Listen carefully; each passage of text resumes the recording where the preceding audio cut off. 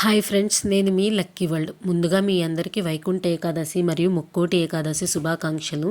వైకుంఠ ఏకాదశి రోజున విష్ణుమూర్తి అవతారాలైన ఏ గుళ్ళో అయినా మనకి ఉత్తర ద్వార దర్శనం అయితే జరుగుతుంది.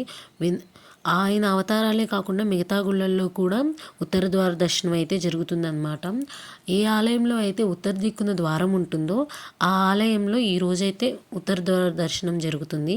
మేమైతే ఎర్లీ మార్నింగ్ లేచేసి ఫస్ట్గా మాకు దగ్గరలో ఉన్న రామాలయంలో ఉత్తర ద్వార దర్శనం జరుగుతుంది కాబట్టి అక్కడ పక్కనే ఆంజనేయ స్వామిది మరియు శివాలయము ఉంది కాబట్టి ముందుగా అయితే ఆంజనేయ స్వామిని దర్శనం చేసుకొని రాములవారి గుళ్ళోకి వెళ్ళి చూసుకొని తర్వాత శివాలయంలోకి అయితే వచ్చామన్నమాట.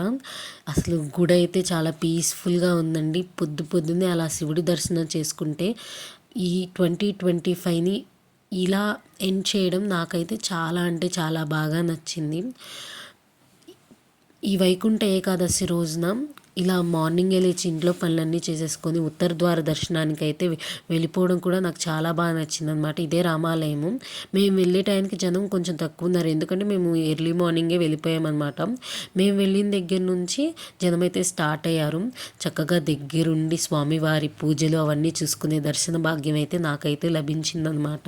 ఇక దగ్గరే ఉండి స్వామివారికి పూజలన్నీ చేసి హారతిచ్చే వరకు ఉండి ఉత్తర ద్వారం ఓపెన్ చేసిన తర్వాత స్వామివారి చేత మా గోత్రనామాలు అవన్నీ పూజ చేయించుకొని ఆ ద్వారం గుండా అయితే బయటకు వచ్చేసాము.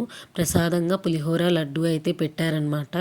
మీరు వైకుంఠ ఏకాదశి రోజు ఎక్కడెక్కడికి వెళ్ళారు, ఏమేమి చేశారు నాకు కామెంట్ సెక్షన్లో అయితే కామెంట్ చేయండి.